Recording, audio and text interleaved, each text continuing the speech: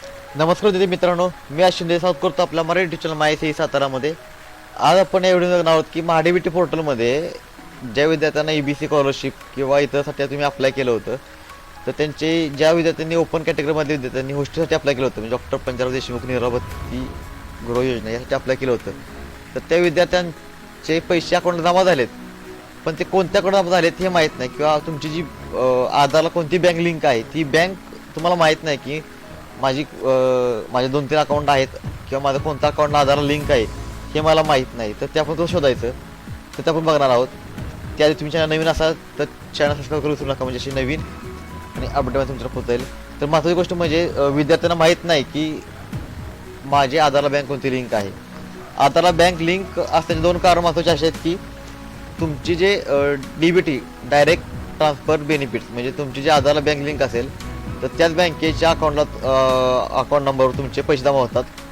त्यामुळे तुमची कोणतरी एक बँक आधार लिंक असणार आहे, तर ती कोणती लिंक असणार आहे ते आपण तर तिथं आपण लॉग इनवर जायचं. इथं जी लिंक आहे, तुम्ही जर गुगलला गेला इथं तर ते क्रोमला ओपन केलं आणि मी सेल्फ UID टाकलं, सेल्फ UID तुमची अशी विंडो ओपन होईल. तर सेल्फ SSUP UID तुम्ही क्लिक केलं तर तुमचं अशी विंडो ओपन होईल. अशी विंडो ओपन तुम्हाला इथं लॉग इनवर क्लिक करायचं आहे.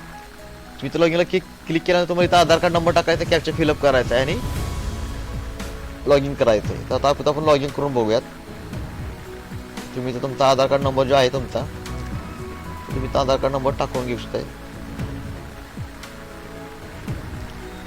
आपण पुन्हा आता तुमचा आधार कार्ड नंबर टाकायचा. तर 2-3 वेळा लॉग इन करायला लागेल तुम्हाला. तुमच्या पहिल्या प्रयत्नात तुमचं लॉग इन होणार नाही, त्यामुळे तुम्ही 2-3 वेळा लॉग इन करायचं आहे. तुमचा आधार कार्ड नंबर टाकायचा आहे, खाली कॅप्चा फिलअप करायचा आहे. तुमच्या जो आधारला तुमचा जे बँक आधार जे मोबाईल नंबर लिंक आहे त्या लिंक मोबाईल नंबर तुम्हाला OTP येईल, तर तो OTP तुम्हाला टाकून घ्यायचा आहे. तर आपण आता बघू शकता इथं आपलं तुमचं लॉग इन झालेलं आहे. तुम्हाला स्टेटस दाखवेल तुमचा सगळा.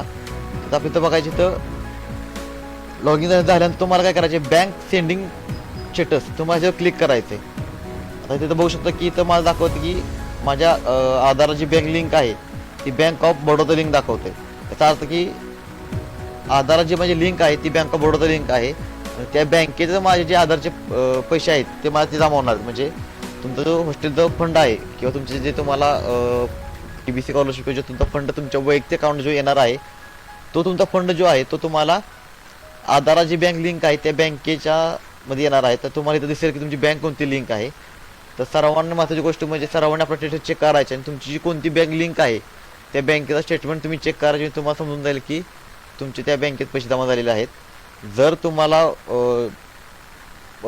प्रॉब्लेम असेल किंवा ती बँक बंद असेल किंवा KYC केलं नसेल किंवा फंड काढता येत नसेल तर बेटर वे तुम्ही तो फंड तुम्ही बँकेत जाऊन तुम्ही तो क्लिअर करून घेऊ शकता.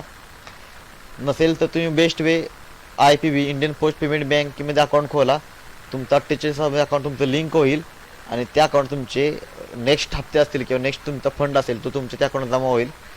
आणि लवकरात लवकर फंड जमा व्हायचा असेल आणि लवकर लवकर तुम्हाला प्रोसेस पाहिजे असेल तर सर्वांनी IPP म्हणजे इंडियन पोस्ट पेमेंट बँकेमध्ये अकाउंट ओपन करा.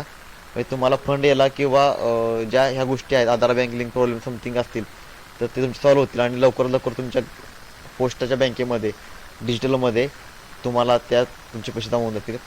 तर तुम्हाला माहिती कशी वाटली कमेंट करून सांगा. तुम्ही चॅनल नवीन असाल तर चॅनल सबस्क्राईब करू शकता, म्हणजे अशीच नवीन आणि अपडेट माहिती तुमच्यावर पोहोचली जाईल. धन्यवाद. जय हिंद, जय महाराष्ट्र. थँक्यू.